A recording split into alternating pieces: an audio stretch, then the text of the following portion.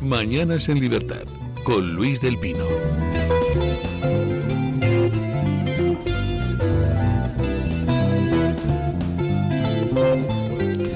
...8:33 minutos, 7:33 en las Islas Canarias. Y atentos a la tertulia ibérica que tenemos hoy, hombre.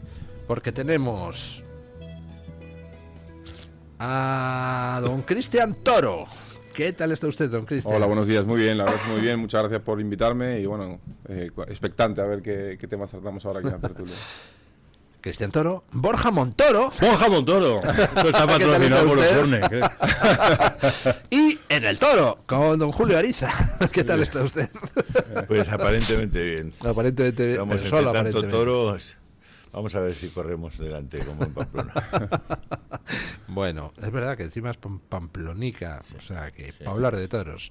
Bueno, don Borja Montoro, ya lo dijimos la semana pasada, está nominado a uno de los Oscars de la animación, los premios Annie, ¿no? Y me voy para allá pasado mañana. A ver, el sábado es cuando se abre el sobre, a ver si hay suerte. Bueno, fíjense qué gente viene a esta Deportistas de tertulia. élite, hoy tenemos estamos varios deportistas de élite. Don Cristian Toro, sentados. deportista de élite, don Borja Montoro, animador de élite Sí. y tal. Y bueno, don Julio élite. Ariza, que es élite. Élite, Él a mismo. secas. Don Julio, ¿Qué pasa, pues? a ver, ¿de qué, ¿Qué pasa, quiere, pues? ¿de qué quiere usted que Del hablemos? 4-1 de Madrid. Del 4-1 del Madrid, no, porque entonces tendríamos Estuvo que hablar bonito el del, partido, del hombre. 0-3 del Atleti de Madrid y no me da la gana. Ya está, ala. Vale, pues nada. Bueno, vamos con... Que me gustan si muchos les- temas de los que ha tocado usted hasta ahora. Por ejemplo, Están muy interesantes. OK Diario, el cómo Lo de la Minuesa. asesora de Obama está muy bien. Ah, pues, Bueno, pues vamos con la- y no solamente la asesora de Obama, el de JP Morgan también está a punto de salir, Thiel. Es decir, hay un montón de gente vinculados a la élite financiera americana que eran muy amigos de Epstein.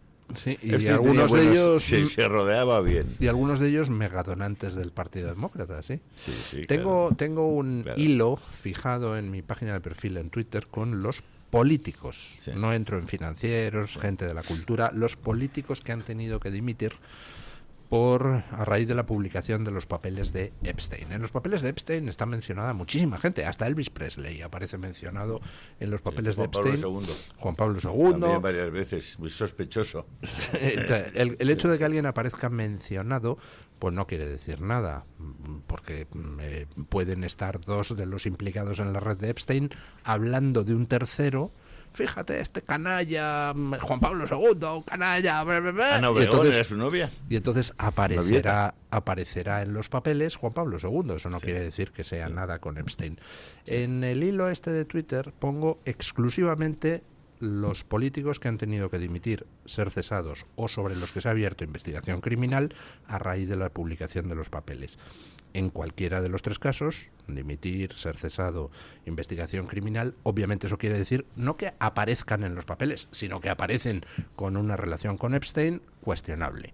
Cuestionable por la cercanía de amistad, muy estrecha, o cuestionable porque se dedicaban a traficar con información privilegiada y hacían todos negocios absolutamente delictivos. Epstein tenía información anticipada sobre muchísimas cosas. Por ejemplo, el discurso que va a dar el primer ministro inglés al día siguiente lo tenía el día anterior en su despacho Epstein. Ese tipo de cosas, al final, permiten especular, por ejemplo, en bolsa de una manera clarísima, ¿verdad? Bueno, esta mañana lo preguntaba. ¿Por qué creen ustedes que ningún medio da que ha tenido que dimitir de Goldman Sachs la principal asesora legal del presidente de Estados Unidos durante la presidencia de Obama? Usted lo ha explicado muy bien. Los papeles los tenía el FBI desde hacía 4 años, durante el mandato de Biden. Bueno, de Biden o de la máscara de Biden. Porque Entre el ahora autopen de Biden. Ahora se ha sabido que Biden, bueno, se ha sabido, durante al menos 2 años estuvimos diciendo que Biden no mandaba en los Estados Unidos y que incluso tenía un doble.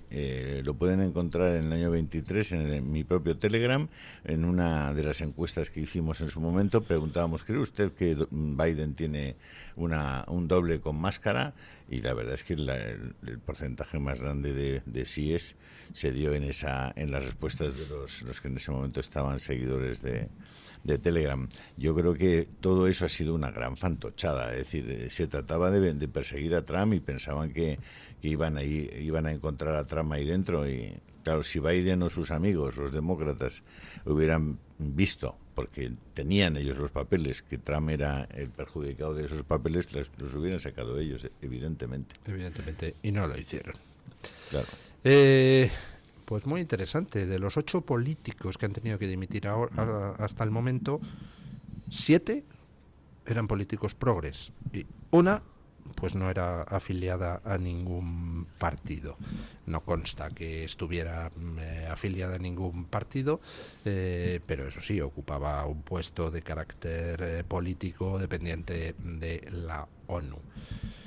Yo creo, Luis, que nos tienen que aclarar. A mí todo eso es que me parece es humo. Pero quiero saber si efectivamente eran menores, traficaban con menores, si secuestraban a menores, si utilizaban a menores en algún tipo de ritual satánico o luciferino.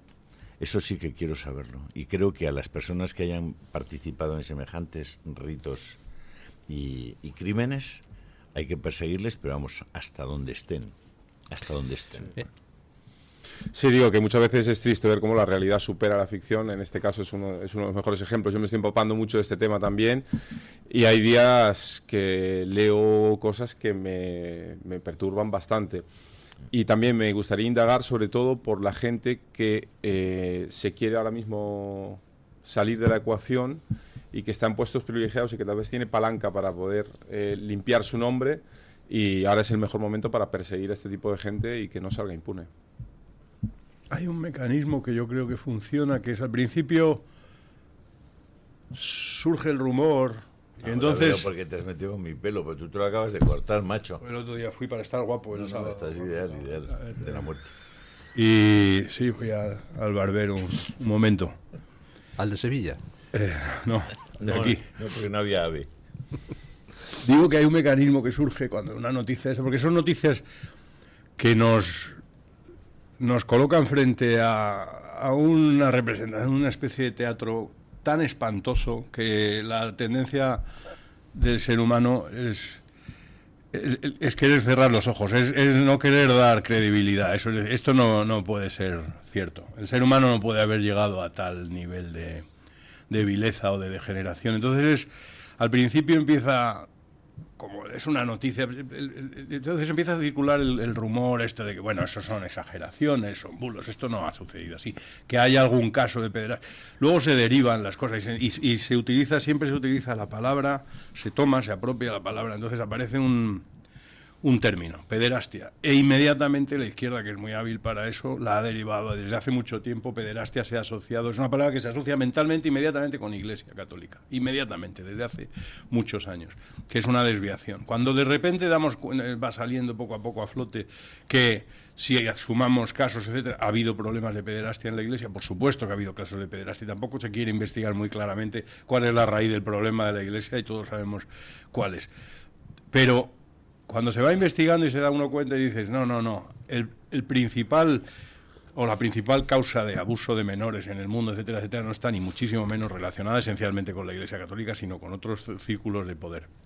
Entonces, inmediatamente también se va a intentar derivar y dejar latente la sospecha de, bueno, todos sabemos quiénes son, estos son los reales, lo que decimos. Y durante unos años ha sido como mejor no saber quién, pero todos sabemos quién. Y todos sabemos quién es, y ahí vuelan la derecha americana, etcétera, y que si Donald Trump. Y de repente van saliendo los papeles y va saliendo la verdad. Y conforme va saliendo la verdad y se va bajando el nivel del agua y queda el barro, y va saliendo ese barro asqueroso, y vemos que los nombres no tienen nada que ver con lo que se nos ha dicho hasta ahora.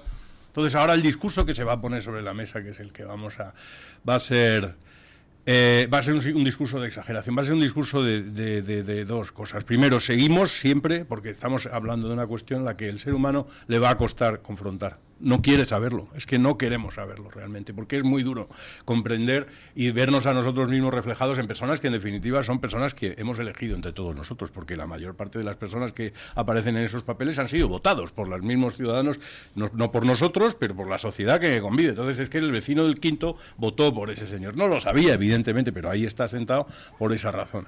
Primero eso, y segundo, lo más probable es que ahora aparezca un nivel de exageración y de decir, bueno, esto se ha inflado, no es tan así, esto es imposible, y por comodidad mental y por paz mental, el ciudadano va a tender a creerse esa versión de, bueno, fueron 6 o 7, fueron unos cuantos, pero en realidad no existen estos ritos de los que habla don Julio, porque claro, enseguida, cuando uno habla de ritos satánicos, etcétera, dice, bueno, ya están aquí.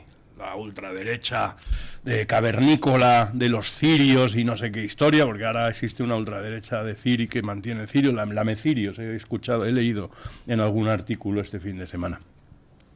Estos son invenciones de tal, esto no ha existido nunca, no hay ritos satánicos donde se sacrifican niños pequeños o menores de edad, etc. Eso es un disparate, eso son cosas de programas de ciencia ficción, y esto no existe. Sí existe. Y resulta que sí existe, resulta que esa realidad está en el mundo. Entonces, si todo esto, el que salgan estos papeles a flote, verdaderamente llevase o condujese o sirviese para que todo eso saliese a la luz y verdaderamente conociésemos la verdad que hay detrás de todo eso y saber la entidad del enemigo al que nos estamos enfrentando, entonces estaría muy bien. Si solo va a servir para que al final, después de todo el final del cuento, acabe como yo creo que van a intentar que termine, que es separando a una parte de la sociedad y diciendo todos los que sostienen que eso existe en realidad son unos disparatados, son unos locos y tal, y es mejor no hacerles caso y no les prestes atención porque están hablando de cosas y son unos terraplanistas y ese tipo de calificativos que van a usar para desacreditar a todo el que sostenga eso, entonces el disparo va a salir al revés. Yo creo que por ahora es bueno que salga, y una vez que se ha destapado, lo que sucede es que una vez que ya se ha salido la puntilla de ese iceberg de barro del que estamos hablando, lo mejor es que se destapase completamente, que bajase el agua completamente y que dejásemos el gran montón de porquería, iba a decir otra palabra, expuesto, porque es necesario hacer una limpieza clarísima y la humanidad tiene que saber qué se ha estado haciendo y hasta qué punto hemos llegado en una sociedad que claro, es que es la sociedad en la que estamos viviendo, una sociedad que justifica el aborto, una sociedad que hace una serie de cosas que en la que se han traspasado todos los límites morales y hemos llegado a convivir con eso de una manera normal. Bueno, la verdad es que en el marco, Luis, de una cultura global en la que el tema del sexo está absolutamente idiotizado, o sea, se ha perdido completamente el sentido común. O sea, estamos hablando de que hay leyes que te permiten cambiar de sexo simplemente yendo al registro civil.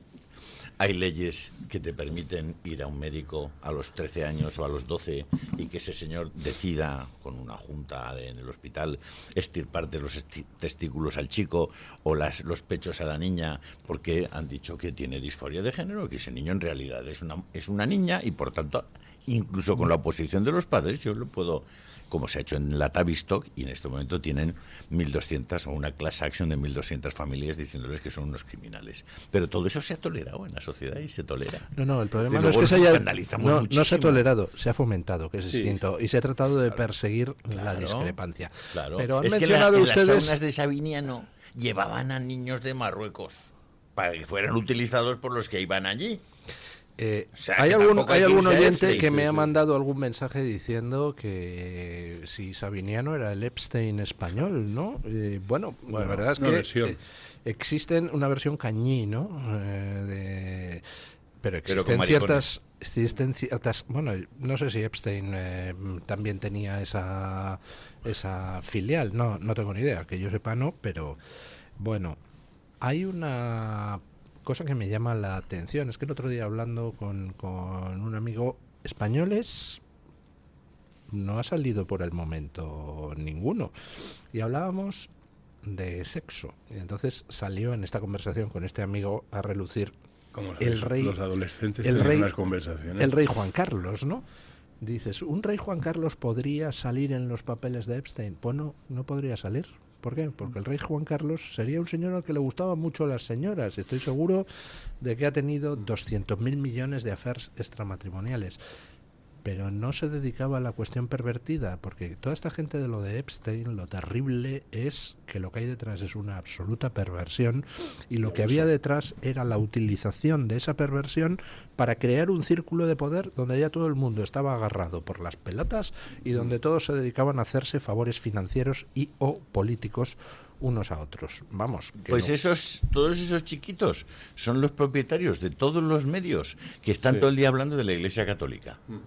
Todos esos listos de los cojones, esos ejemplares, personas tan importantes, tan lucidas, tal, son los dueños de los medios de comunicación que están todo el día con la matraca de la Iglesia Católica. Sí, además que se les presupone inocente de todo y sabios de todo, porque es verdad que muchas veces cuando sentencian algo parece que tienen la verdad absoluta en su mano y luego te das cuenta de que es la gente más perturbada que hay y sobre todo controla todo el tema de informaciones e influencias que le condicionan y que luego ponen sobre la mesa y la gente elige qué información creer, qué información no creer, porque también he visto casos en los que ahora se está intentando meter información que no aparece en esos informes, un poco por confundir y hacer una niebla y no saber separar la miga de la paja en todo el tema este de Epstein. He leído noticias que lo que buscan es confundir y posicionarte. Claro. Cuando empieza a aflorar la verdad, la mejor manera de combatir la verdad y la información hay un momento en el que es inyectar mentiras. Eso es. Para hacer un totum revolutum que sea imposible. Entonces, decirse, al final todo esto, lo que nos están contando es todo falso. ¿No? Ya no puedes distinguir, porque entonces hay un momento en el que se bombardea con más barro, más basura para taparlo. El barro se tapa con barro. Por eso es importante de la información que circula en redes, pues no hacerse eco de cualquier basura. Claro. Dentro de la información liberada por el FBI hay un montón de información que es simple basura. Por ejemplo, yo llamo al FBI y digo, sé de buena tinta que don Borja Montoro fue a la isla de Epstein. Entonces queda constancia de un documento donde dice, Borja Montoro dice un informante anónimo que fue a la isla de Epstein. Entonces ya salen en los papeles de Epstein, don Borja Montoro. Bueno, pues eso es basura. Simplemente un tío que quería hacerle daño a Borja Montoro llama al FBI y dice que estaba ahí. O un tío que quiere hacer daño a Luis del Pino. Entonces, hay que filtrar muy bien la información. Y por eso en ese hilo que pongo en Twitter con los políticos que han dimitido, solo me hago eco de aquellos que se han visto forzados a dimitir, a ser cesados o se ha abierto investigación criminal, porque lo que hay no es una mera mención de un chiflao, lo que hay son intercambios de correo con Epstein y tal. No, es decir, cosa con chicha. Hay un caos de información. Si aparecen fotografías de Epstein vivo en Londres paseando con 2 escoltas, que es una foto absolutamente trucada, pero es decir, es como no te pongas en serio profesionalmente casi a distinguir lo que puede ser verdad de lo que es mentira, que la mayor parte de las cosas son intoxicaciones, y yo creo que además buscadas, como tú dices muy bien, a propósito, para confundir y para que la gente acabe ya diciendo, bueno, pues esto ya... Mucha información, nada, no sé lo que es verdad de lo que no es verdad, al final terminas pasando páginas sobre ese tema. Y es verdad que preocupa, o sea, ya a mí me salta la alarma en el momento en el que la justicia americana va directamente a por una persona tan importante. O sea, que es todo lo que en ese momento dices que es todo lo que tienen que tener en contra de él para ir, lo detuvieron bajándose del avión. Y ahora, entre las revelaciones de Epstein, pues de los papeles de Epstein, pues están saliendo cosas nuevas sobre la rama francesa del caso, y la justicia francesa acaba de reabrir las investigaciones en relación con el papel de uno de los co-conspiradores de Epstein, que es Jean-Luc Brunel, que tenía una agencia de modelos en Francia y que, igual que Epstein se suicidó ahorcándose en su celda, pues Jean-Luc Brunel se suicidó en 2022 ahorcándose en su celda. Es una especie de epidemia, ¿no? Una costumbre, sí. Y si uno se va a la biografía de Jean-Luc Brunel, resulta que ya en 1988, es decir, estamos hablando de 17 años antes de que estallara el primer escándalo sexual contra Epstein, Jean-Luc Brunel ya había sido acusado por un programa de investigación de la CBS americana de tener una agencia de modelos donde se dedicaba a drogar y violar a las modelos. Y entonces, claro, tú ves eso y dices, un momento, o sea, en 1988 saltan las primeras denuncias de esto y nadie hace nada y el tío sigue operando y hasta 2000, bien entrada la primera década del siglo XXI, no hacen algo y solo lo hacen a raíz de que se destapan las conexiones con ese Epstein que había sido acusado en Estados Unidos. Y dices, ¿qué basura tiene que haber en Francia, en la justicia y en la política francesa, para que salte un escándalo de que un tío está drogando y violando a modelos y nadie haga nada y siga el tío por ahí trabajando en sus agencias de modelos? Según algunas informaciones, este hombre le proporcionó 1000 mujeres a Epstein. 1000. O sea, es un proveedor, eso es un proveedor y lo demás son tonterías. Claro, ¿y quiénes eran los consumidores? ¿Cuántos políticos franceses pueden haber pasado por la ventanilla para elegir modelo, no?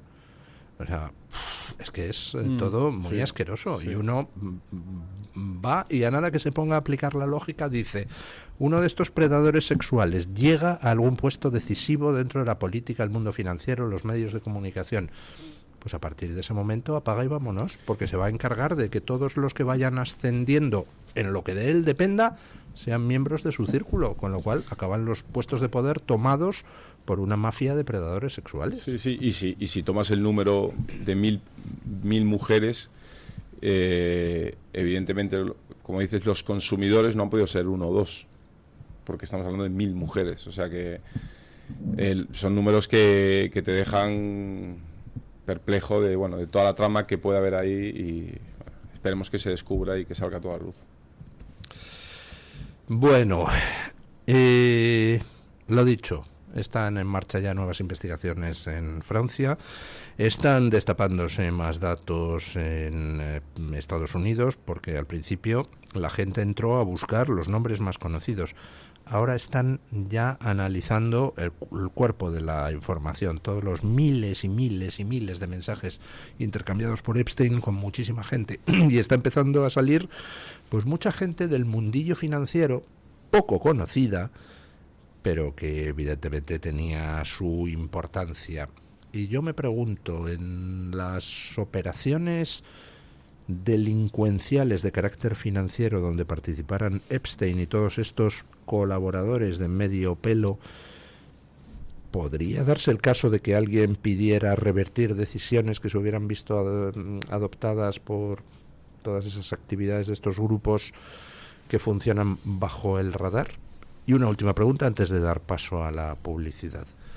¿Hasta qué punto una democracia controlada por una élite pervertida es una verdadera democracia? ¿No?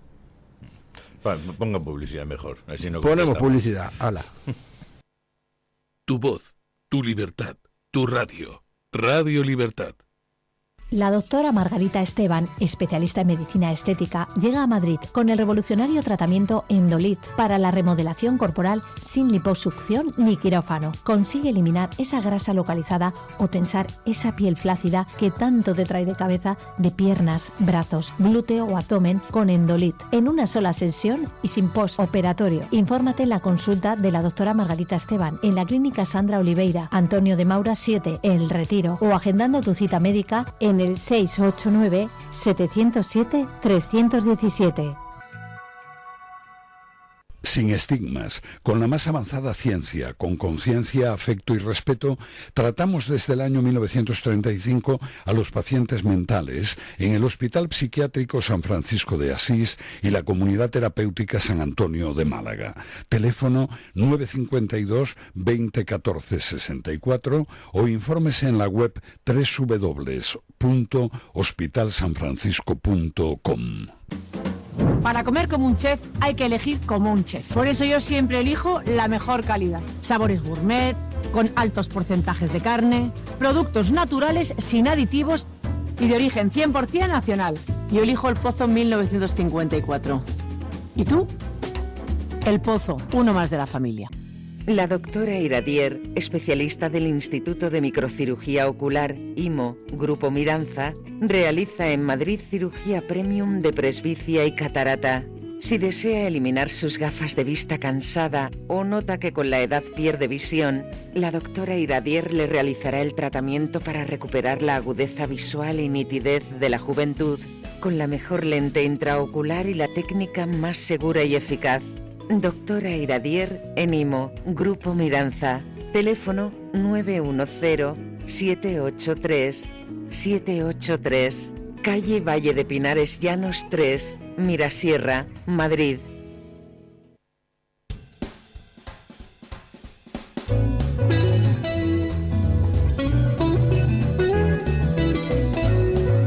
Mañanas en Libertad, con Luis del Pino.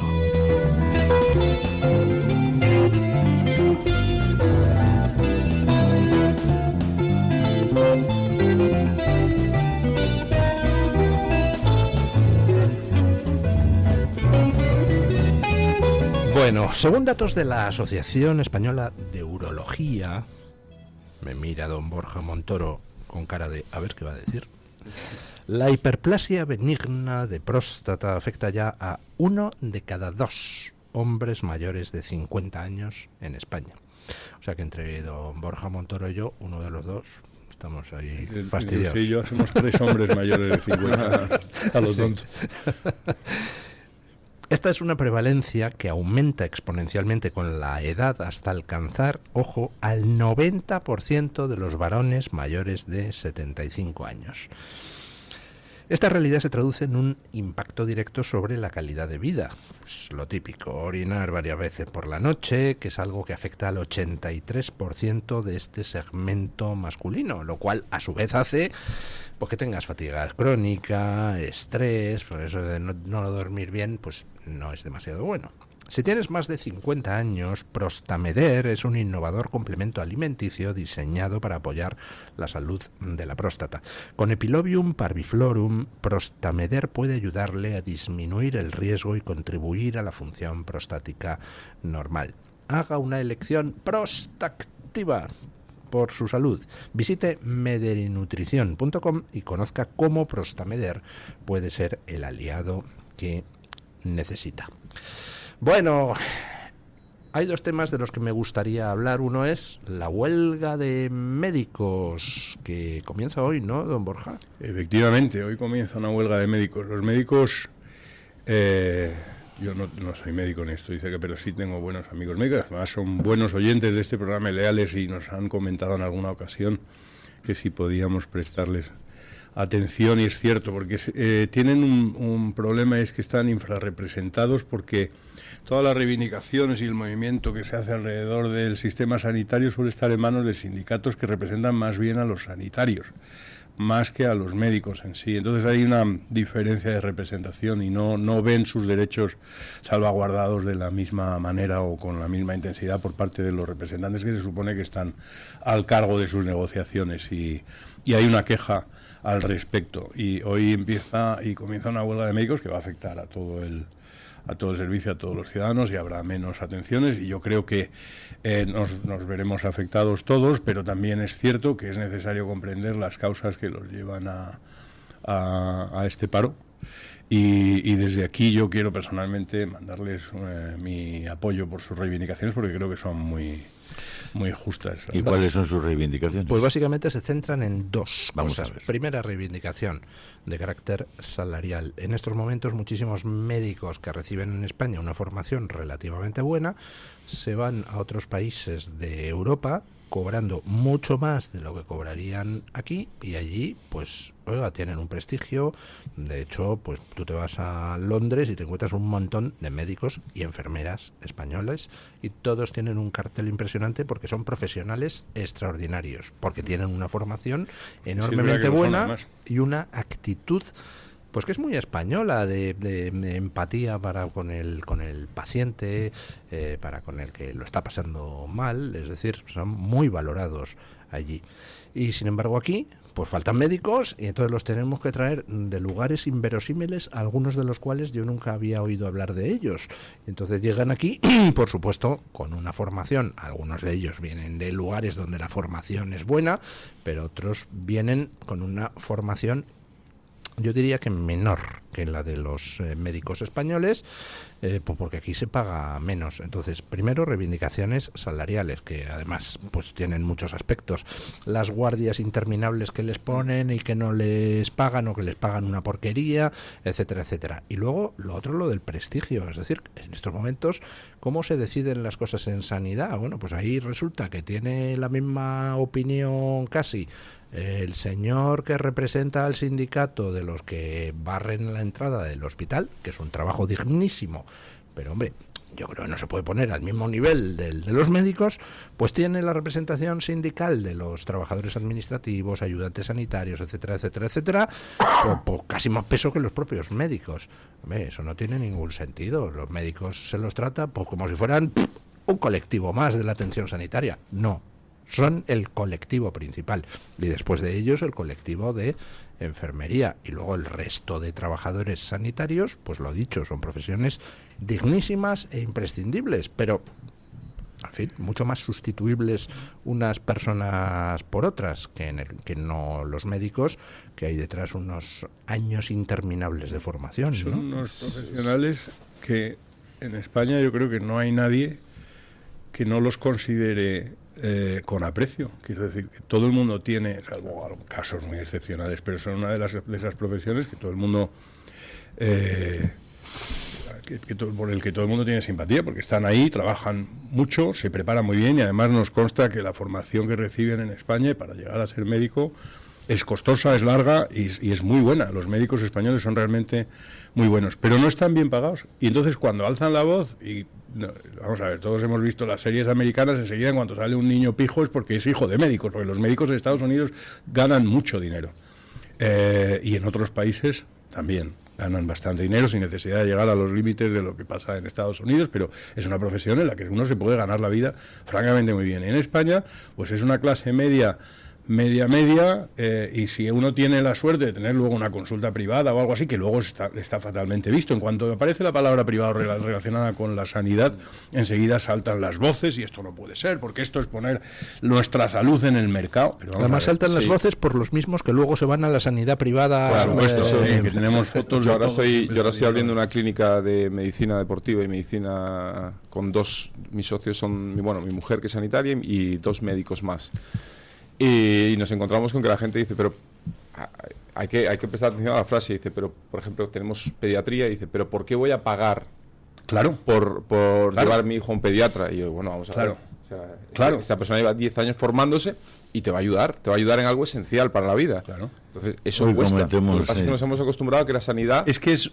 Comentemos en el tema de la sanidad. Es el discurso que se viene repitiendo, es la sanidad es un derecho, nuestra salud es un derecho. Bien, eso está muy bien. Eso significa que vivimos en un estado asistencial y que todos tenemos derecho a tener un acceso a unos cuidados. Todo eso está muy bien, pero eso hay que pagarlo. Claro. Eso hay que pagarlo y hay que pagar a los profesionales.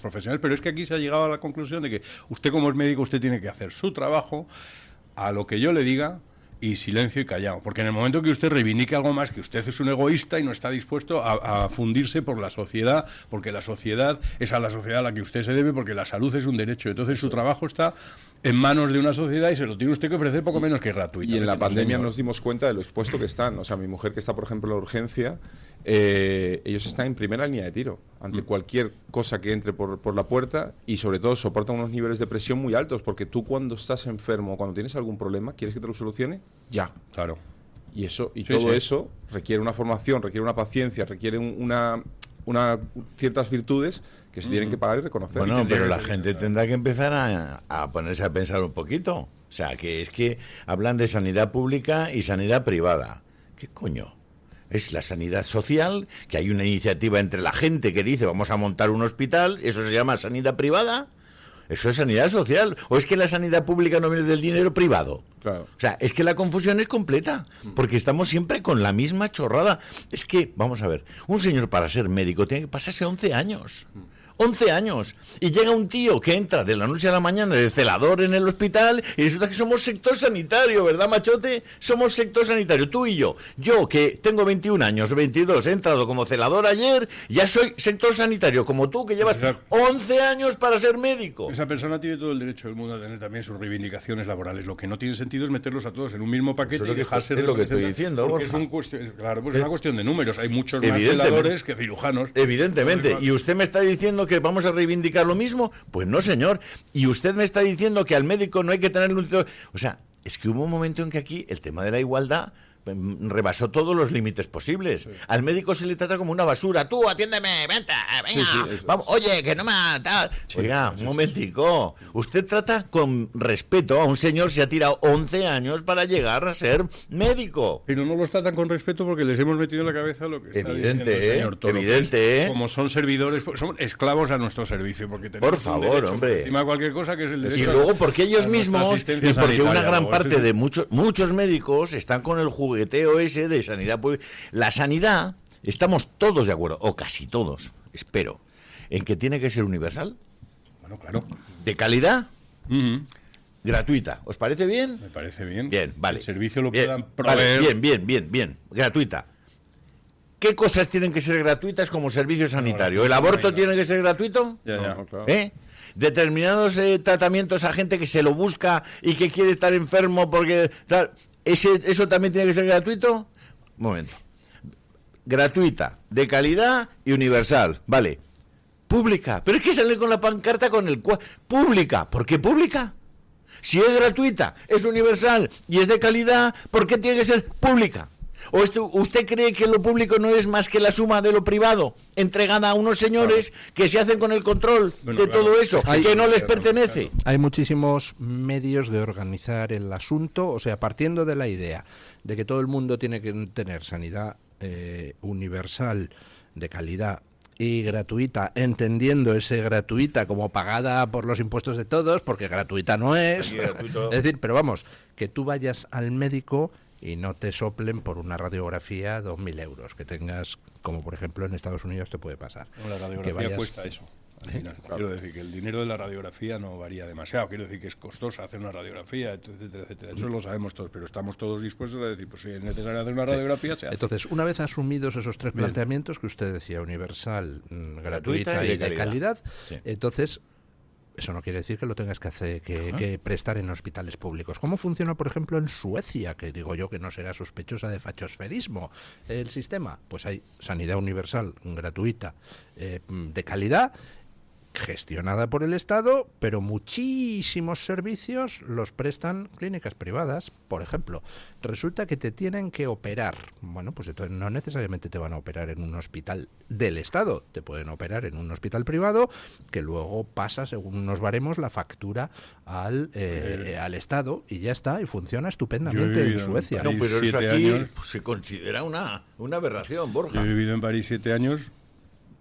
Y nosotros cuando íbamos al pediatra, y entonces el pediatra te extiende un talón, que es el talón de la parte pública que te toca a ti. Tú eliges el pediatra que tú quieras, pero tú puedes ir a la asistencia sanitaria pública y el pediatra te atiende. De todas maneras, la asistencia, el talón que te cubre el pediatra y que te firma, que luego tú lo mandas a la Seguridad Social una vez al mes, coges todos esos papelillos una vez y los mandas a la Seguridad Social, y la Seguridad Social te reembolsa el 70% de lo que te has gastado. El 70%, aunque sea pública.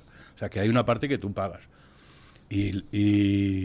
Y si no, pues tú vas a otro pediatra que te cuesta 2 veces más que la asistencia pública, porque tú lo has elegido. A ti te siguen devolviendo el 70% de la asistencia pública que está tasada. Borja, tiene de Entonces llega un momento que tú eres libre de elegir, yo quiero ir a esa asistencia o a otra. Y luego lo que sí es cierto es que el 100% no está cubierto, salvo que seas una persona de extrema necesidad. Pero si tú tienes un ingreso normal y corriente, tú tienes que pagar una parte de tu asistencia médica, porque si no, te encuentras con... Demanda infinita. Eso es lo que quería decir yo. O sea, a mí esa parte me parece bien porque te encuentras con que de repente la gente va a la urgencia, oye, es que necesito que me hagas una analítica porque no me encuentro bien, que claro, cosas que cuestan dinero. Claro. Entonces, hasta cierto punto, yo creo que se podría evitar un gran volumen de personas que vayan a las urgencias porque sí. Con un pequeño copago. Eso es. Sí, lo que pasa es que eso se ha planteado muchas veces, el tema del copago, pero es un lío. Te quema la calle. al día siguiente. Porque te No, pero realmente en Y el luego la gestión tema de su farmacéutico ya funciona el copago. Hay un Claro. pequeño copago para Sí, claro. salvo en el caso de enfermedades crónicas, que me parece bien que ahí Ya, se claro. excluya. Es que son casos y casos y las cosas se tienen que hacer con razonamiento. Lo que no Ahora, puede ser es que estés claro. abasteciendo Por ejemplo, 100% a todo el que de repente una habría- mañana habría- una persona que no tiene otra cosa que hacer y dice voy a sentar allí en la sala de espera. Y que no Habría- sabe lo que cuesta. Sí. ¿Habría otra manera de organizar una sanidad universal, de calidad, Gratuita. tal, exclusivamente en manos del sector privado? Por ejemplo, como se hace en Suiza. En Suiza simplemente lo que hay es una obligación que tiene todo trabajador y toda persona de contratar con una aseguradora privada. Y son las aseguradoras privadas las que lo hacen. No hay hospitales del Estado. Sí, es señor. todo privado. Problema, que eso puede funcionar muy bien y la sanidad suiza es tan buena como la española al doble de coste. Suiza gasta el 16% del PIB en tema sanitario, nosotros gastamos el 8% del PIB. Es decir, el sistema que tenemos ahora es mejorable haciéndolo como el sueco, donde ahí colabora la iniciativa privada y la pública extraordinariamente, pero el control lo tiene la medicina pública. Nuestro sistema funciona estupendamente a un coste bastante razonable, pues eso, el 8% del PIB, mientras que en Estados Unidos, por ejemplo, en Suiza es el 16% y en Estados Unidos, que es una mezcla de sanidad pública y privada, con una sanidad pública asquerosa, de calidad deficiente y una sanidad privada carísima, pues en Estados Unidos gastan también el 16% del PIB, el doble que aquí, y allí la sanidad es una porquería pinchada en un palo, salvo para las élites que tienen hospitales que son la leche. Por ejemplo, las élites progres españolas que van allí a los Bardem, que cuando los viene Bardem un y niño todo eso, pues sí. cierran una planta de Bueno, ahora Monte Sinaí. por lo menos Trump les ha bajado el precio de los medicamentos y ha puesto el tope al precio de los medicamentos para que tengan la cláusula del precio más barato. Es decir, que no aceptan que en Estados Unidos se venda un medicamento más caro que el precio del lugar más barato del mundo. Eso es que- intervenir el mercado. Eso es intervenir en el Poner el mercado. pito en el cielo. Sí, señor. Sí, señor. Es que en Estados Unidos se daba la circunstancia de que medicinas que una farmacéutica americana vendía en Europa a X, en Estados Unidos las vendía a 4X. Y dices, ¿cómo es eso posible? Pues porque entran en la regulación europea y entonces dicen, ¿cómo compensamos pérdidas? Saqueando al contribuyente americano. Y ha llegado Trump y ha dicho, ¿qué pasa, tíos? Se Hasta aquí acabó. hemos llegado. Hasta aquí Claro. hemos llegado. Sí, pero lo has leído también en algún sitio, como lo de No, la... tampoco. Es que es lo de siempre, estamos... Es que con lo- es imposible. Con lo de Trump, comentaba yo al principio en las noticias que es que me hace muchísima gracia esa gente que siendo antiprogre, sin embargo, les puede el ser antitrampistas, ¿no? Y entonces ahora te encuentras algunos que andan por las redes diciendo, muy bien, Marco Rubio en Múnich, en Venezuela, muy bien, Marco Rubio, y dices, pero tíos, vamos a ver, ¿no podéis ser al menos un poquito agradecidos y reconocer que ha tenido que llegar Trump a la Casa Blanca para que todos esos problemas que no habéis sabido, querido o podido resolver se empiecen a resolver? Pues no, tienen que decir, muy bien, Marco Rubio. Y como mañana a Marco Rubio se le ocurra decir, Trump es el mejor, le quiero, le Lo ha amo, dicho ayer. entonces... Ya lo ha dicho. Pues entonces van a Es que quitar además- también las... es que además yo los Entonces te los trae el elogios discurso. a Marco Rubio por el discurso de ayer, que me he leído un par de veces, Es que es el mismo discurso que hizo J.D. Vance. hace el un año. mismo discurso y además Exactamente. lleno de lugares comunes, de cosas completamente normales, conocidas, tal. El problema es que la sinrazón en Europa ha llegado a tal punto. La falta de sentido común, la falta de racionalidad, el ir contra la naturaleza del hombre y de las cosas, ha llegado a tal punto que cualquier tío que dice una cosa normal resulta un genio. Sí. O sea, es que el discurso de Marco Rubio no dice nada. ¿De qué dice? Que tenemos unos orígenes cristianos igual Europa que América, que Europa está siendo invadida por unos señores que no comparten nuestra cultura y que nos van materialmente a sacar a escobazos. Creo que lo ha llegado a decir hasta Hillary Clinton. También, este Hijo, fin de semana. sí, es verdad. Sí, a mí me ha sorprendido lo mismo. Y quiero decir que hace un año, es Marco verdad que Rubio. puedes escuchar, dices, si tú escuchas lo que pudo decir Irene Montero del discurso de J.D. Vance, lógicamente dirás, pues tiene toda la coherencia del mundo porque criticó a J.D. Vance y critica a Marco Rubio. Vale, bien. Claro. Puedes estar o no de acuerdo con Irene Montero, pero por lo menos tienes la coherencia. Lo que no tiene no tiene ni pies ni cabeza es esas personas que hace exactamente un año se levantaron a dar voces contra Vance, contra el vicepresidente, diciendo qué disparate, ha venido a insultarnos a los europeos, es indignante y tal. Luego encima, 2 semanas después, vino Zelensky a la Casa Blanca y empezó a se presenta allí con unos modos que yo sé que hay una lectura que es distinta, pero yo sigo viendo aquello y cuanto más lo veo me doy cuenta, lo trataron con mucha, especialmente Donald Trump lo trató con mucha mano izquierda hasta que hubo un momento en que dijo ya está bien. Porque es cuando Zelensky le dijo, vamos a ver, JD, ¿qué me ¿Se refiere usted a ese Zelensky cuyo ministro de Justicia, cuyo exministro de Justicia y Energía acaba de ser detenido intentando escapar del país para huir de la investigación por corrupción? Ha hecho usted muy bien en hacer esos paralelismos esta mañana para que se contemple con una cierta perspectiva en quiénes eran las personas que ya han dimitido o que han sido detenidas por corrupción, porque eran como el Ábalos de Zelensky y el Bolaños de Zelensky.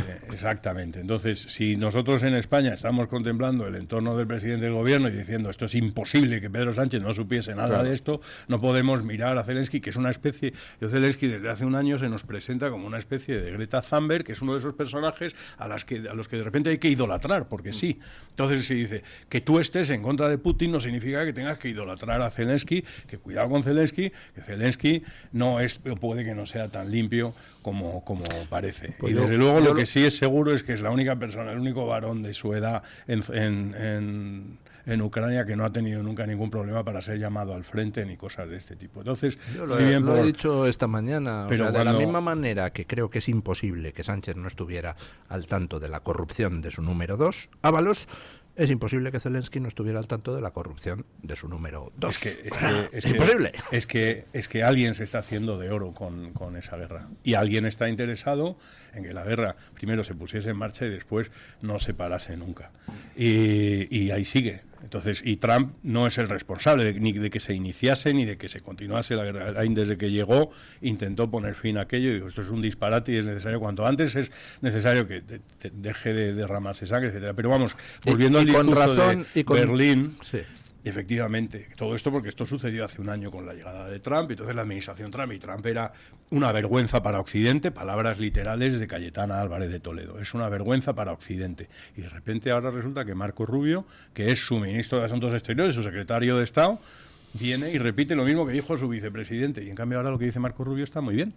Sí, dice, no vamos a consentir que Europa se suicide, y todos, J. de Vance, qué canalla, me rompe el orden internacional. Al año siguiente, Marco Rubio, no vamos a consentir que Europa se suicide, y todo, estupendo, Marco. Menos mal que está Marco Rubio. Es bastante incoherente con la ley que están aprobando en Francia. El adulto que hacen en la que si tú habitación, intentas evitar que alguien se suicide, te meten $30.000 de multa. Euros. Sí, eso está previsto. Euros, sí. Entonces, ¿cómo vamos a evitar? Si Estados Unidos intenta que Europa se suicide, hay que multiplicar 30.000 euros, por eso, hay que multarle con 30.000 euros por cada europeo a los Estados Unidos. Es que antes existía un delito, bueno, no sé si sigue como bien tipo visto, penal. Claro, la inducción al suicidio era un tipo penal. Claro, cuando yo estudié el Código Penal en su día. Bueno, pues ahora lo que va a ser al revés, el que intente evitar que alguien se suicide. El intento de suicidio. El intento de suicidio. Sí, pero es que el mundo está al revés. Hemos dado la vuelta. Sí, y sobre todo es lo que digo, cuando escuchas algo con un poco de cordura, es como que ves la luz en la oscuridad y te agarras a ella, pero claro, llama la atención como hay gente que es completamente dependiente de un discurso y del momento, ¿no? O sea, según lo que escuchas hoy puede cambiar de aquí a 2 meses.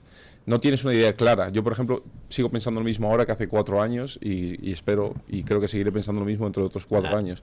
Pero yo doy con gente que pensaba hace 2 meses una cosa, ahora piensa otra y sobre todo lo defiende con un fanatismo que digo yo. Son gente flexible. Sí. Es normal. A mí me encantó, Luis, no sé vosotros, la referencia que hizo Marco Rubio de sus antepasados, ¿no? Cuando dijo que si Juan Carlos y Reina en Sevilla hubieran pensado que un descendiente suyo iba a estar aquí en Europa y tal. ¿Lo viste eso? Tenía antepasados italianos y antepasados españoles y mencionó los nombres de esos antepasados. Y estuvo muy bien, la verdad es que es... ¿Ha visto usted la reacción de la Alejandra Ocasio-Cortez, que es la Irene Montero americana? Le dio algo, claro. Dice, lo que más me ha gustado de Marco Rubio es cuando dice que la cultura de los cowboys americanos viene de España. Dice, algo tendrán que decir los mexicanos y los esclavos negros al respecto. Y dices, esta tía no ha leído un puñetero libro en su vida, o sea, ni Mortadelo y Filemón. Y tampoco hay que leer mucho, porque tienen 200 y pocos años de historia, o sea que tampoco tienes que estudiar. Tenía un profesor en la universidad que decía, si Roosevelt era Franklin Delano, tú eres tonto del culo. Esa es Alejandra Ocasio-Cortez, sí. Que yo pensaba que era la Irene Montero americana y ahora ya lo dudo. ¿Es la Irene Montero americana o la Yolanda Díaz americana? O la Guardiola americana. No sea usted malvado. No sea usted yo, malvado. yo, por Dios. Hay que tratar de limar asperezas, a ver si... Sí, están en eso, ¿no? Sí.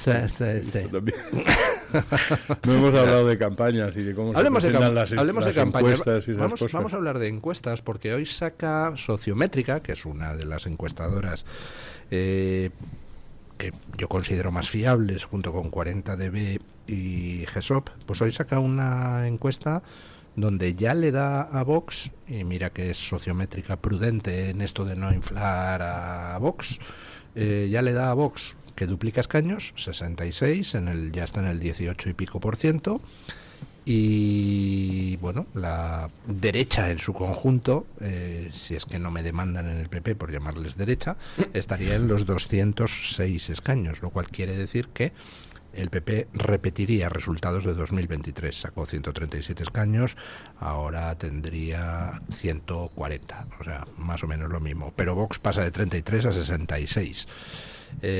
Y el PSOE lleva a la izquierda, Pedro Sánchez, al peor resultado de su historia democrática. Nunca habían sacado tan pocos escaños entre la suma de los partidos de izquierda como los que va a sacar ahora, ¿no? Está bien. La evolución es buena. Es que creo que es la pregunta de hoy, además.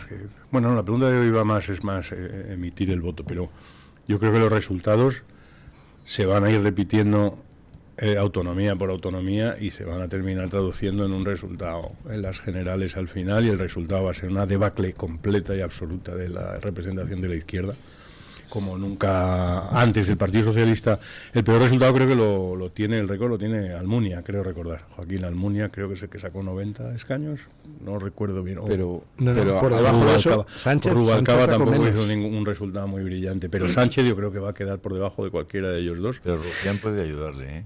Si Rufián se apunta si Rufián se apunta al carro, es probable que el bofetón sea todavía mayor. Puede ser definitivo. Yo todavía me sorprende cómo sigue en la ecuación, o que la gente sigue planteando votar a la izquierda después de todo lo que hemos pasado. O sea, yo conozco mucha gente de la izquierda que va a castigar a la izquierda votando a... muchos conocidos míos que han votado al PSOE van a votar a Vox, un poco castigando a la izquierda. Pero me sorprende que todavía haya gente que se plantee que esta coalición política tenga credibilidad a día de hoy, con todo, todo lo que ha pasado. O sea, salvo que la gente que vive del... Claro, eso es lo único que se me ocurre. Es la gente Luego, la segunda nota que parece aflorar de las encuestas, tal como se van produciendo, y de los resultados, que ya son las mejores encuestas que tenemos, y tenemos varios, y vamos a tener uno más a principios de marzo, es, aparte de la debacle, es que el Partido Popular se estanca o se queda un poco por debajo. Yo creo que no va a repetir los 137 escaños. Yo creo que tampoco, porque sobre todo hemos visto cómo no ha cambiado nada cuando el PP ha estado en gobierno. O sea, lo vemos en comunidades que se intenta diferenciar del PSOE, pero luego, llevado a la práctica, una vez que están en gobierno, no marca una línea diferencial. O sea, no se diferencian de un modelo socialista. Entonces, este fin de semana, ayer, hace 16 horas, lo ha puesto una tuitera que es Paula Arguez, a Esther Muñoz, porque hablaba sobre... Estaba Esther Muñoz muy pomposa, hablando sobre cuando lleguemos al gobierno, no sé qué, vamos a prohibir el velo islámico, que las mujeres, tal, y claro, Paula le pregunta, dice, ¿por qué no lo han hecho ustedes en los lugares donde ya gobiernan con mayoría absoluta? Y Esther Muñoz le responde y le dice, es que eso es una decisión que se tiene que hacer desde el gobierno central, no puede ser gobiernos autonómicos.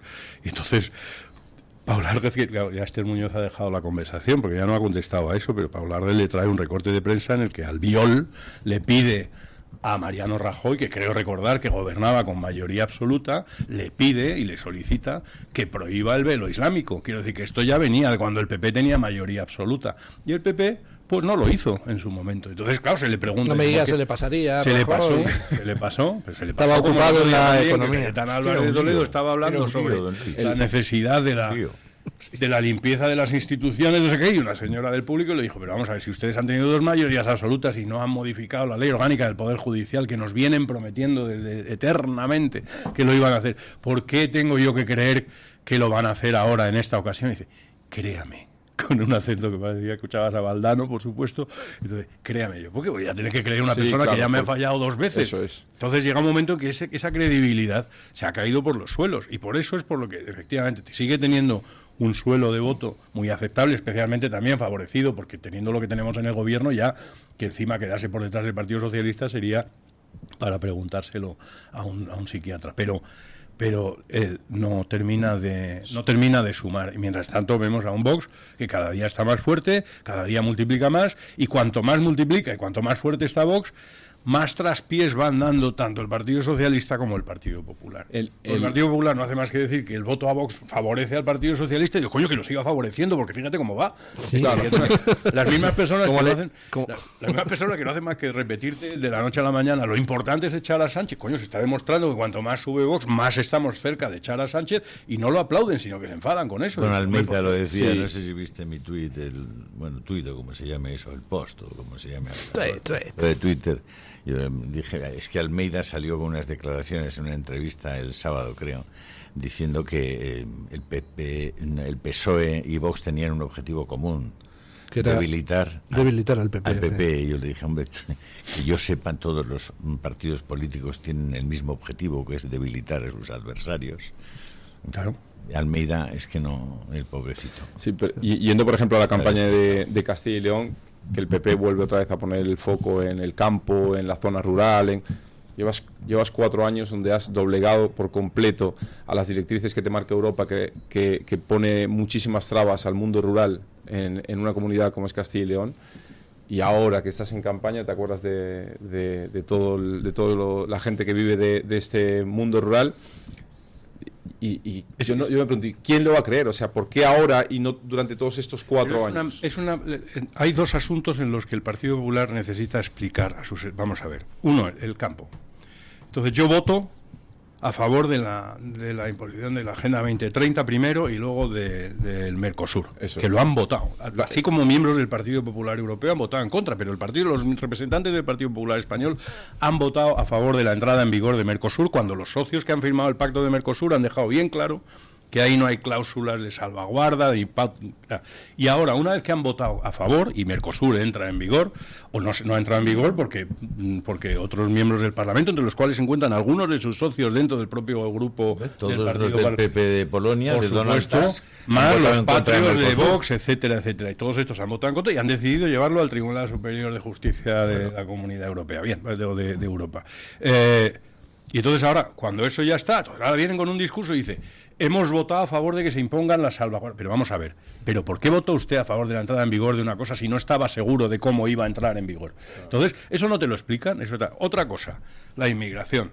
Y entonces se dicen que se vaya a regular a 500.000 inmigrantes, no sé qué, es un disparate. Pero coño, usted cuando se trajo al Congreso se dijo, vamos a traer al debate en el Congreso una propuesta sobre la regularización de 500... Y el Partido Popular votó a favor, le parecía que aquello era una cosa de la que se podía discutir. Pero coño, si es un disparate, es un disparate. Claro. Desde el primer momento. ¿Para qué abre usted las puertas a... Y aparte de que en el momento en que en los lugares donde operan las mafias de tráfico de seres humanos, en el norte de África, en el momento que ven la votación de la admisión a trámite de semejante disparate, se levantan inmediatamente las alarmas y dice, esto va camino de... Eso es un efecto llamada, claro. No ahora, cuando va a entrar en vigor el decreto, sino desde que se dijo que era discutible. Claro. Entonces, hacemos una pausa publicitaria y les cuento lo que me contaba alguien que ha estado de apoderado de Vox en estas elecciones autonómicas de Aragón y que me parece enormemente significativo. Pausa y a ello. Tu voz, tu libertad, tu radio. Radio Libertad. Si sufres de artrosis de manos, los guantes de Relax Quantic Nanotech con su masaje, vibración y calor mejorarán tu calidad de vida. Eficacia demostrada en ensayo clínico. Recuerda, si tienes artrosis de manos, guantes Quantic Nanotech. Y para las personas que lo tienen localizado en la rodilla, la rodillera de Mejorando tu Vida, que utiliza ondas de radiofrecuencia. Os cambiará la vida, al igual que el cinturón para aliviar el dolor de la zona dorsal y lumbar, gracias a una combinación de láser dual, infrarrojos, calor local y masaje por vibración. Recuerda, llámanos al 900-730-122. Y si llamas ahora, solo para los oyentes de Radio Libertad, gratis un tensiómetro que habla. 900-730-122. Para comer como un chef hay que elegir como un chef. Por eso yo siempre elijo la mejor calidad. Sabores gourmet, con altos porcentajes de carne, productos naturales sin aditivos y de origen 100% nacional. Yo elijo el Pozo 1954. ¿Y tú? El Pozo, uno más de la familia. Escúchanos y no te pierdas nada. Síguenos en redes sociales y entérate antes que nadie de nuestros contenidos, entrevistas y momentos destacados. Búscanos como Radio Libertad en todas las plataformas y únete a nuestra comunidad. Conéctate y vive la libertad en tu radio.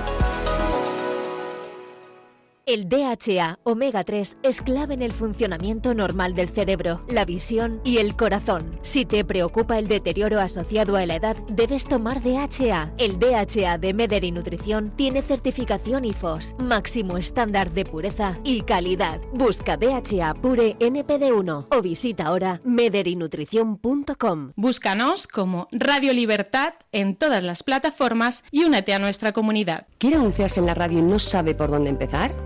En Radio Libertad le brindamos la oportunidad de promocionar su negocio en una emisora comprometida con la libertad de expresión.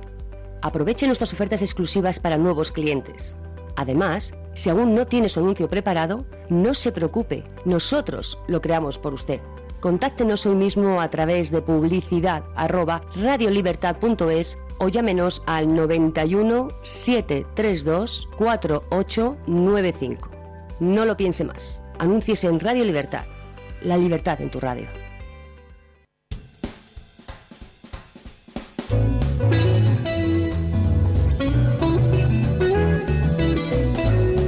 Mañanas en Libertad, con Luis del Pino. Bueno, les comentaba que les iba a decir lo que me había contado una persona que estuvo de apoderado de Vox en estas elecciones de Aragón.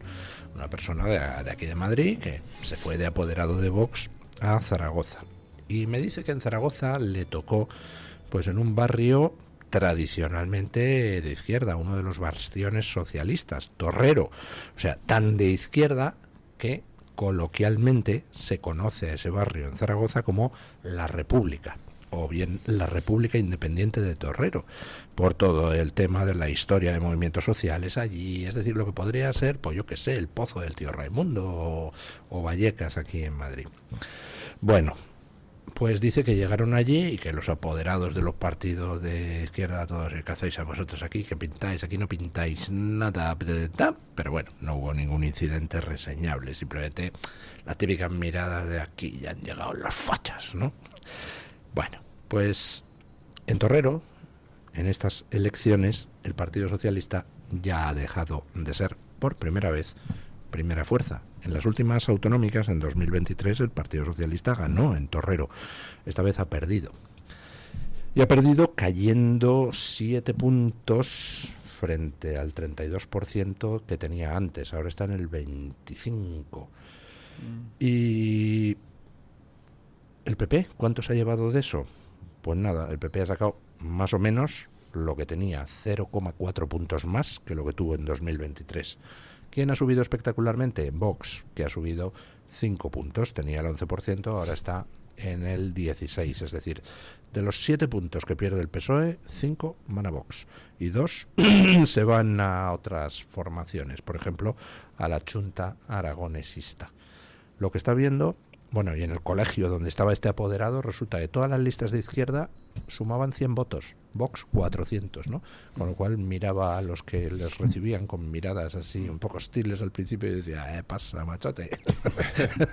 Pero bueno, que esto que está pasando, es decir, el que el voto ya no está yéndose de PSOE a PP y de PP a Vox. No, ya está habiendo trasvase directo y bastante medida desde PSOE y Podemos, todo el entorno podemita, hacia Vox, con lo cual, pues vamos, hasta NC Report en La Razón, que no son precisamente un periódico y una encuestadora hostiles al PP, sacan hoy una encuesta donde también sitúan a Vox en el 18% y los 65 escaños, y donde dice: Vox se nutre de la caída de Sánchez y amenaza con duplicar escaños. Amenaza con duplicar escaños, vamos, que los duplica, ¿no? Amenaza. Yo lo comentaba el otro día con unos compañeros y es una realidad. Al final, el voto joven en Vox es evidente. O sea, la gente joven viene muy fuerte y viene apoyando las ideas de Vox. Y claro, con respecto a 2023 tenemos 4 generaciones más que van a poder tener voz y voto en estas nuevas elecciones. Y eso cambia bastante las reglas del juego, porque son generaciones que vienen con ideas mucho más afines a lo que es Vox que al Partido Socialista o al PP. Entonces yo creo que esto también se va a notar en las urnas de forma evidente, estas nuevas generaciones. Bueno, pues... Hay una cosa que también funciona, perdón. Sí. Dígame. A partir de un determinado tipo de porcentaje, y cuando uno vive en determinado... uno puede ser o tener una querencia hacia votar a Vox, pero el bombardeo, los medios no están respondiendo todavía, ni muchísimo menos, a esa realidad social, que es que la gente está votando a Vox. Hay un poco más de discurso en determinados... Hay medios que siguen siendo muy contrarios a Vox y que siguen vendiendo la idea de que tal, pero ahora ya el discurso empieza a verse en la necesidad de que tienen que pactar. Hace un año es que había que había que absorberlo, había que... Bueno, te encuentras dos vertientes. Por un lado hay medios que ya empiezan a asumir que el siguiente gobierno va a estar Vox sí o sí, y hay otros que tratan de lanzar la idea de PSOE y PP deberían unirse para cortar el paso. Esto empieza a... Yo creo que eso le juega en contra.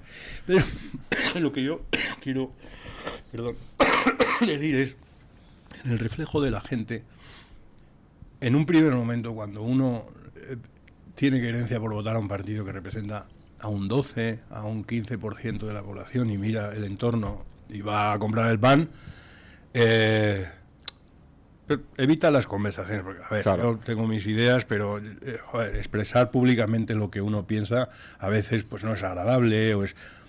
No vivimos en Hernani, afortunadamente, no como los pobres que han tenido que salir huyendo de determinados ámbitos, pero en el resto de la península, en el resto de España, etcétera, hay veces que no es agradable y que uno dice, ¿para qué me voy a meter en lío si me van a tachar y me van a señalar y yo soy el extremista y un racista y no sé qué? Ese tipo de cosas que se bombardean constantemente. Esa barrera ya se ha pasado, ya se ve que se ha pasado. Y luego pasa que cuando uno vive en un entorno, de repente dice, coño, si el vecino del tercero lo dice claramente, y el que vende la fruta aquí también, sí. Y he ido a comprar, yo fui una vez al súper, no sé qué, y la cajera tenía una pulsera así, verde, de Vox, con la bandera de España y no sé qué, no sé cuándo.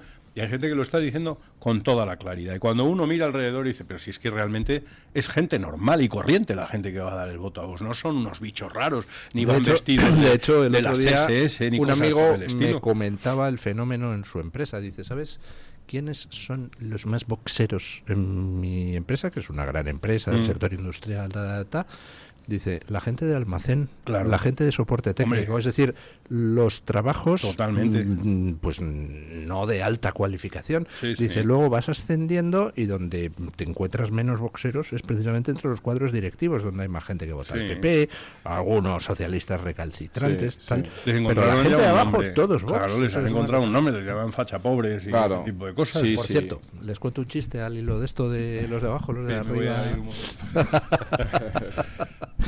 Dice, ¿por qué cuando la gente entra por abajo en una empresa, nivel bajo, tal, juegan al fútbol, luego cuando ascienden ya empiezan a jugar al tenis y luego ya por último los altos directivos juegan al golf? Y dice el otro, pues porque a medida que asciendes en la empresa se va reduciendo el tamaño de las pelotas. Perdón. Y ya cuando llegas muy alto, haces piragüismo. Que ya no hay. Que ya no hay. Perdón. No, sí. Eso es un ataque.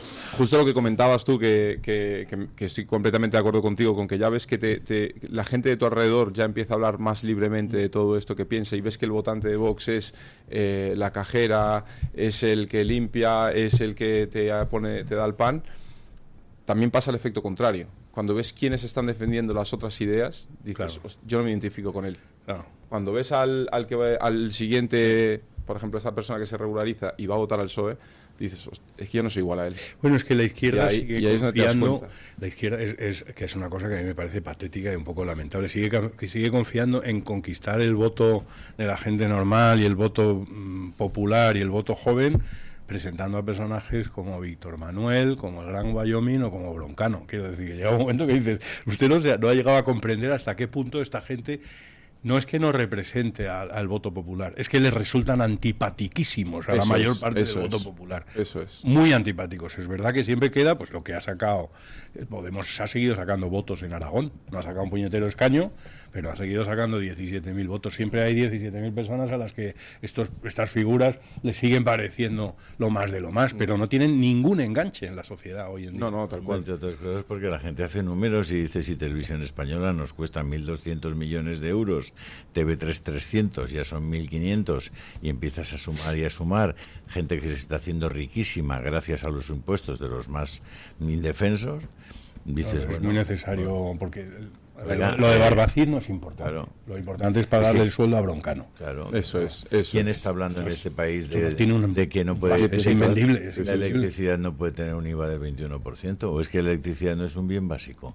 Más básico que el pan en esta sociedad que vivimos. ¿Vamos a tener otro apagón pronto, usted cree? Bueno, no lo sé lo que vamos a tener, pero es evidente que no están los mejores gestores al frente de las infraestructuras en este país, sino que están los tíos más amiguetes de los amiguetes. Entonces, así no se puede gestionar nada. Y el dinero no va a donde tiene que ir. O sea, el dinero no termina donde tiene que terminar. Y ese es el gran problema. Mira todo lo que pasó con con lo que está pasando con el transporte. O sea, ves la inversión, supuestamente el dinero que tenía que estar en un sitio, que no ha llegado a ese sitio, y estamos viendo los problemas ahora, varios años después. Las carreteras, con las lluvias. No, asómate a Madrid estos días y verás los baches que hay. Yo he hecho varias fotografías ya, digo, pero ¿qué es esto? Es que como vayas en moto te pegas una galleta. Sí. En fin. No sé. Bueno, me parece que tenemos pendiente una pausa publicitaria, ¿no? No tenemos pendiente ninguna pausa publicitaria. Ya estoy que se me va la olla. Parezco Pedro Sánchez. 9:43. Un poco así, como para allá. Bueno, ¿de qué quieren ustedes que hablemos un poquito? Deberíamos dedicar un poco de tiempo a la ola de indignación que recorre en Francia después del asesinato a golpes de un chaval católico, un chaval de derechas, que estaba en una manifestación convocada por el colectivo feminista de derecha Némesis contra un acto antisemita de la extrema izquierda, y le han matado a golpes, pero una paliza brutal de la que al final no ha salido. Y bueno, pues la gente está reclamando que se haga algo, detenciones, y está señalando a quienes son los responsables de la mayor parte de los episodios de violencia. Siempre la violencia va de los mismos a los mismos, es una cosa espectacular, salvo muy contaditas excepciones, siempre son los progres, siempre son la izquierda, siempre son los separatistas los que vuelcan su ira y su violencia sobre la gente de derechas, los católicos, los no separatistas. Es una cosa espectacular. Según escribía la noticia El Español, este fin de semana, era un activista de ultraderecha, que es un titular vomitivo. Lo digo yo a título personal y como mi opinión personal. Quentin, el chico. Quintín, sí. Quentin. Bueno, peor era otro titular que vi en otro medio, que era: el activista muerto a manos de militantes de extrema izquierda eleva la tensión. Y dices, hombre, no será el activista el que eleva la tensión, será el asesinato del activista, digo yo, ¿no? Porque pobre hombre está muerto, así que difícilmente puede elevar nada. El silencio en ese tema ya es ominoso, O sea, que lo que están haciendo los antifas... De hecho, Marine Le Pen acaba de pedir en Francia que se declare a esa organización como una organización terrorista. Como se ha hecho en Estados Unidos. Se ha hecho en Estados Unidos, porque así yo creo que el comportamiento de esas gentes da para que se les declare organización terrorista. Son de una peligrosidad extrema y hay que acabar con ese asunto. Es que si no, vamos a estar en sus manos. Yo, cuando veo el próximo gobierno PP-Vox o Vox-PP, veremos cuál es en España, yo lo que veo es un movimiento de la calle, de excitación de estos antifas, que será, yo creo que muy peligroso, y hay que prepararse para eso, ¿eh? Y es hay que no tener podemos, muy claro cómo hay que legislar. No podemos normalizar que la defensa de las ideas sea a través de la violencia. Claro. Porque es que yo rescato una frase que dijo un presidente, que dijo que el socialismo en muchos países se ha defendido a través de las armas. Y es que es verdad. O sea, al final, vemos un caso de cuando se te acaban los argumentos, cuando no tienes forma de defender tus ideas porque no se sostienen, ya recurres a la violencia. Entonces, no podemos acostumbrarnos a despertarnos una mañana, ver el periódico y ver este tipo de noticias. Entonces, no podemos permitir que eso que hoy pasó en Francia nos pase aquí en España en unos años. Entonces, tenemos que estar alerta y sobre todo empezar a poner medidas de seguridad para que esto no pase. Porque Francia ya tiene un gran problema con todo esto y parece que está pasando al otro lado del mundo, pero es que está pasando al lado de nuestra casa. A ver, es muy desgraciado el acontecimiento en Francia porque lo han matado a patadas en la calle. Increíble. Pero no hemos llegado a eso, pero aquí en España, cada 2 por 3 hay asaltos a las carpas que pone Vox en cualquier pueblo de España. Hace poco una en Cataluña, donde le dieron un puñetazo a una muchacha de Vox que estaba allí en la carpa y la mandaron a urgencias con la nariz rota quiero decir, no la mataron a patadas en la cabeza porque probablemente no pudieron o no llegaron a ese extremo, pero la intención es la misma. Es la misma, es la turba y tengo derecho a patearte la cabeza porque como yo soy antifascista es una cosa muy curiosa porque claro, es una manera de declararse. Entonces si los criticas es que eres fascista. Dicen, es que tú estás a favor. Como si criticas al antifascista, me he puesto una etiqueta que es intocable, es impermeable. No hay derecho a que tú me critiques. ¿Cómo qué quieres? ¿Ilegalizar a los antifascistas? Luego eres un fascista. Dices, vamos a ver, no. Eso, la definición negativa no dice nada. Eso del Parménides lo sabemos todos los que hemos estudiado algo. No es manera de definirse. Estudiar es fascista. Es fascista también. Entonces dices, esto es un grupo de acción de acción de golpe terrorista, de golpe de violencia en las calles, etcétera.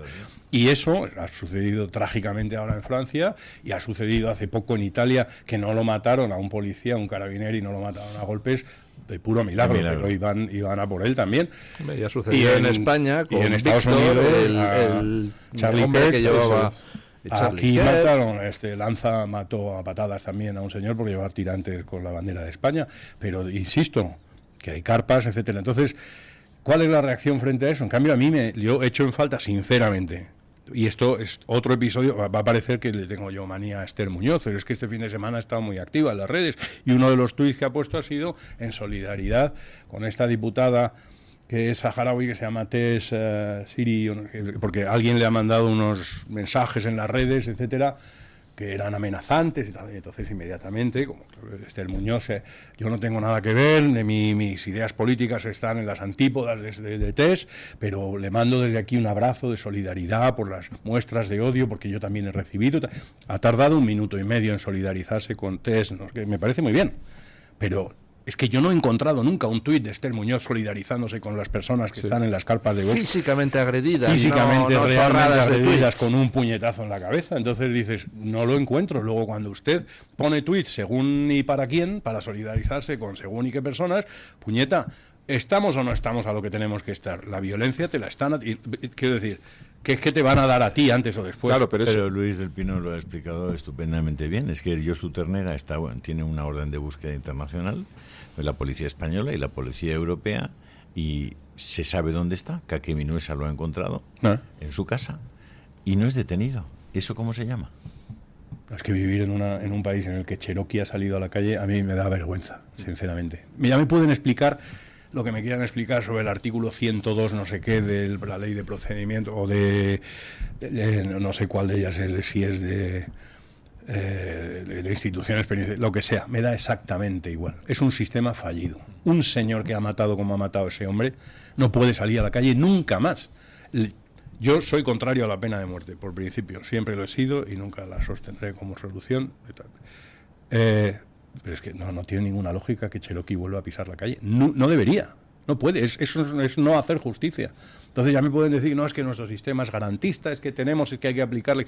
Me da igual. Tienes en prisión provisional a Ábalos y a tal, por muy corruptos que sean y muy tal, y sacas a un tío que tiene 400 años. ¿Cuántos años ha estado Cherokee en la cárcel? ¿Cuánta gente ha matado? ¿Por cuánta gente que ha asesinado fríamente y ha participado en unos crímenes que son... que además manifiesta su no arrepentimiento. Por supuesto. Explícitamente. Por supuesto. O sea, es que aquí no sale un preso aquí.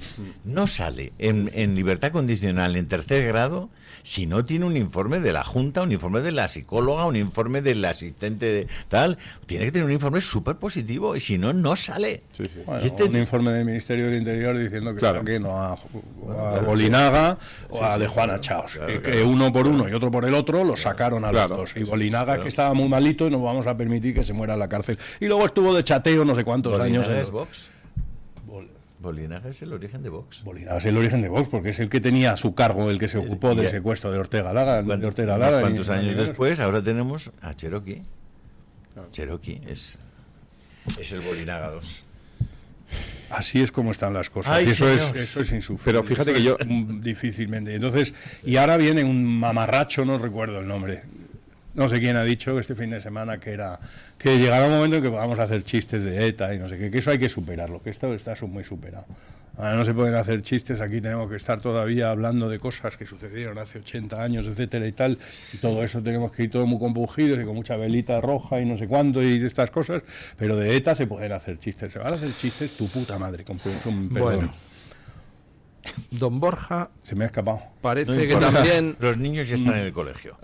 Don Borja parece que también va a tener problemas con la justicia. Don Borja Cabezón saca el Confidencial una exclusiva.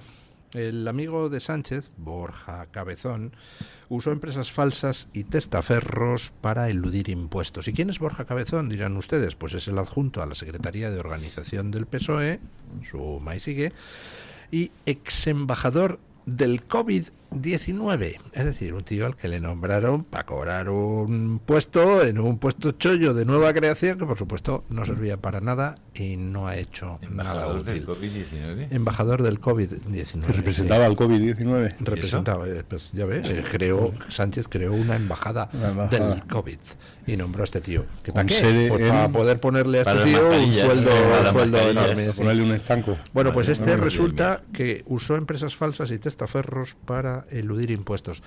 ¿Hay alguien en el actual PSOE que no sea un delincuente? Digo yo, porque vamos a tener ya que hablar con los de, ¿cómo se llaman estos? Greenpeace, para que pongan en la lista de especies en peligro de extinción el militante socialista honrado.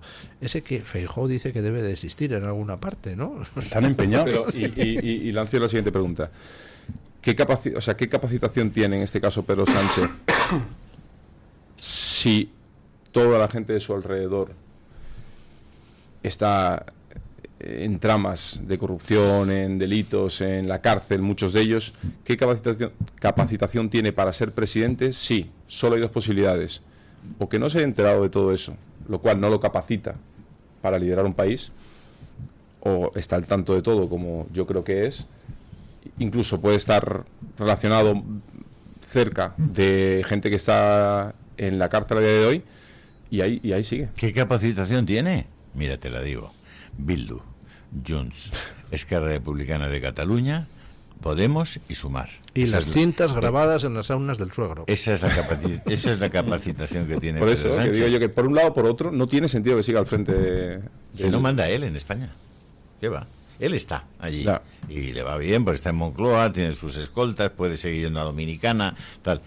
Pero los que mandan están uno en Waterloo, el otro está en un caserío de Elorrio y Zapatero ha vuelto ya de Caracas, ¿sabemos? ¿O? Sí, está aquí, está en España. Cuando Vox le propone al PP presentar una moción de censura a Pedro Sánchez, el PP la rechaza. Y de esto nos olvidamos a día de hoy. Esto fue hace... No nos olvidamos. Hace nada. Aquí Esto fue no hace nos nada. olvidamos. Aquí No, nosotros no nos olvidamos, pero la gente sí. O sea, esto no... Yo es que creo que es irracional no presentar una moción de censura contra este gobierno. Claro, por eso digo, porque el PP está Es un jugando un juego muy instrumento peligroso que tienes de, bueno, estar ahí entre dos aguas. Sucede una cosa, que cuando tú presentas una moción de censura tienes que explicar cuál es tu programa de gobierno. Entonces Feijóo últimamente, yo lo he escuchado una vez más, no es la primera vez que se lo escucho este fin de semana en un discurso, decir que ellos van a acabar con el sanchismo, que van a derogar toda la mayor parte de la regulación, pero no dice cuáles. Entonces, si subiese al estrado en una moción de censura... Que si dice cuáles le pillamos luego. Si sube al estrado del Congreso, si sube al estrado de oradores y tiene que hacer una proposición de gobierno, tendría que decir exactamente en concreto cuáles y cuál iba a ser su programa de gobierno. Yo creo que eso no lo vamos a ver. No quiere hacerlo. No lo quiere No hacer. quiere hacerlo porque tiene varios. Claro. Varias Tengo este, opciones. si no te gusta, tengo el otro. Sí. Doña Carmen Carbonell, ¿qué tal está usted? ¿Qué tal, don Luis? Muy buenos días de nuevo. Pues hoy les traigo la respuesta que ha dado la audiencia a la pregunta que lanzábamos esta mañana. ¿Qué gobierno le gustaría tras las próximas elecciones generales? Fíjense ustedes que en muchas ocasiones les preguntamos ¿qué cree que va a salir? Pero ahora ya jugamos a que nos cuenten sus deseos. ¿Qué les gustaría a nuestros oyentes? 4 opciones. La primera, que hubiera un gobierno del PP en solitario. La segunda, que hubiera un gobierno del PP con Vox. La tercera, que hubiera un gobierno de Vox en solitario. Y la cuarta, que hubiera un gobierno de izquierda. Esa opción, tengo que decirles que es la menos votada, con un 1% No de me lo los puedo votos. creer. No sé, la gente, nuestros oyentes no quieren un gobierno de izquierda. Voy de menos a más. La segunda opción menos votada, con un 2% de los votos, es la de un PP en solitario. La tercera opción menos votada, con un 12% de los votos, es la de PP con Vox. Y la de Vox en solitario se lleva un 85% de los apoyos. Ese es el resultado que deja la encuesta en Twitter. Percibo un cierto favoritismo en nuestra audiencia. Sí. No sé. Así, leyendo entre líneas la encuesta. La verdad es que hay comentarios muy interesantes, don Luis. Por ejemplo, este de Chispi Gordi en Twitter, que es un habitual, dice: me gustaría Vox en solitario, pero soy realista. Y eso no va a suceder de momento. De momento, que esa es la clave que nos deja Chispi Gordi en Twitter. También en Twitter, Crispal dice: me gustaría un gobierno de Vox en solitario que acabara con el gasto público innecesario, derogara las leyes absurdas del PP y del PSOE, que expulsara a los inmigrantes ilegales y pusiera orden en la vida de los españoles. Ya está bien de perder el tiempo en chorradas. Yo, desde luego, todas estas medidas que ha puesto encima de la mesa... Ese oyente es un radical. ¿Qué será lo siguiente? ¿De pedir un gobierno al servicio de los ciudadanos? Ya ve usted, Es extrema derecha, la Mecirius.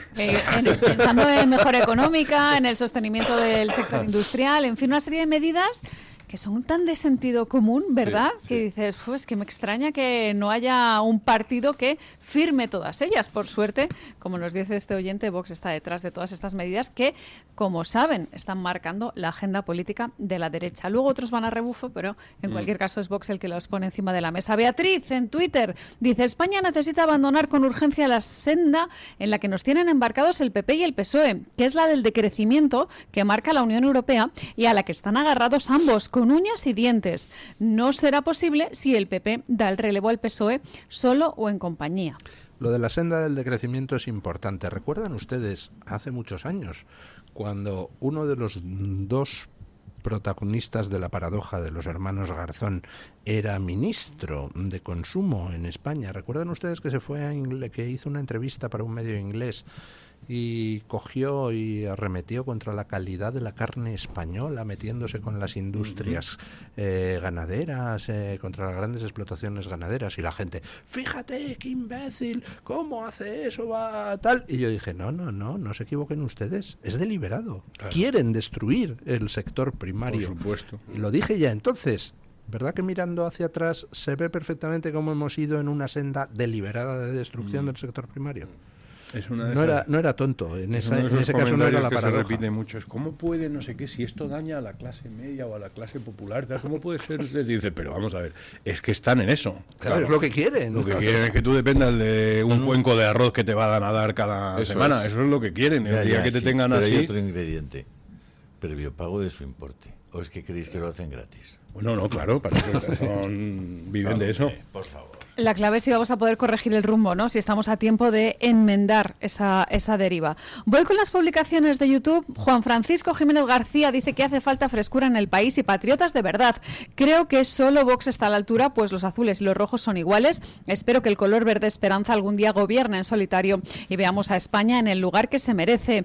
Carmen García Bermejo nos deja un mensaje casi filosófico. Dice, siempre se corre un riesgo al votar, pero hay que probar si la verdad está en esos que parece que nos representan. A ver si hay verdad o hay mentira en aquellas personas que salen elegidas. Y terminamos con un par de comentarios del chat de YouTube que está bastante animado. Juan Francisco Arroquiagarri dice que la tendencia apunta a un empate técnico a 3 en el número de escaños en las próximas elecciones generales entre Vox, Partido Popular y PSOE. Y Eduardo Pascual nos dice que el bipartidismo sale a las elecciones con ventaja. Al menos 6 millones de personas dependen de ellos laboralmente. Bueno, hoy es... ¿Qué día estamos? Estamos a lunes. 16. Ayer era 15. Anda, eso quiere decir que queda un día menos para deshacernos de Pedro Sánchez. Gracias, doña Carmen Carbonell. Un placer, como siempre. Gracias, don Borja Montoro. Muchas gracias a usted, muchas gracias. Gracias, don Cristian Muchas Toro. gracias. Gracias, señor del Toro. ¿Qué tal, don Julio Ariza? Y gracias por Toro. Estamos fatales, estamos fatales. Hombre, no, pues... Eso está muy bien. Hombre, Montoro, Toro... Hoy Toro. estamos en la piel de toro. Bueno, vamos a poner punto final a la tertulia con don Paco Linares, que nos recuerda ese mandamiento: no utilizarás el nombre del pueblo en vano. Buenos días, don Paco. Apreciados amigos y mi querido director, don Luis del Pino, este fin de semana vi una película basada en hechos reales. El film se desarrolla en los años 70, cuando aún Polonia continuaba anexionada a la fuerza en la URSS, Unión de Repúblicas Socialistas Soviéticas. En esa época mandaba Brezhnev en la Unión Soviética. La película se titula, abro comillas, Niños del Plomo, cierro comillas. En nombre del pueblo, con propaganda se vendía un paraíso comunista que nunca ha existido y que por supuesto en esa época no existía, mientras decenas de niños morían envenenados por el plomo de una fábrica, de una acería. Una mujer médico de profesión, Joanna Kulin, se enfrentó al sistema comunista denunciando que el plomo disuelto en el agua, el aire y la tierra proveniente de la acería, de la fábrica, mataba a los niños, pero el sistema prefiere la mentira y el silencio antes que la verdad. La desinformación y el miedo están por encima de la verdad y de la vida. Esas mentiras que ya también en España están siendo terribles rutinas y hace que se mienta, se robe con impuestos abusivos mientras escasean las viviendas, se acogen cargas ingentes de inmigrantes ilegales, castigando a quienes con su trabajo mantienen la seguridad social. Hemos pagado redes ferroviarias que están obsoletas por falta de mantenimiento. No hay dinero para prevenir catástrofes, ni para paliar todo el sistema totalitario impuesto por el PSOE que nos conduce a la peor dictadura. Y todo lo hacen utilizando en vano el nombre del pueblo. Esto es por el pueblo. Con esa acería de Polonia pasaba lo mismo. Pues aquí estamos ya en esa vía. En nombre del pueblo se destruyen proyectos para la vida futura, como el Plan Hidrológico Nacional. Se fomenta el aborto, la falta de ayudas a la salud mental, la falta de investigación en la enfermedad del ELA o para la investigación del cáncer y en los niños, y creándose listas de esperas continuamente en los ambulatorios. Qué buenos son los dictadores españoles a costa de los bolsillos del pueblo español. Repito una vez más, sin buscar grandes audiencias en estos maravillosos medios de comunicación, prefiero el boca a boca y que ustedes estén atentos porque en breve, con motivo de evitar que los niños menores de 16 años accedan a las redes sociales, nos quitarán también la libertad de expresión. Para bulo y bulerías, desde Sánchez hasta Pilar Alegría. Desde Sánchez hasta Pilar Alegría.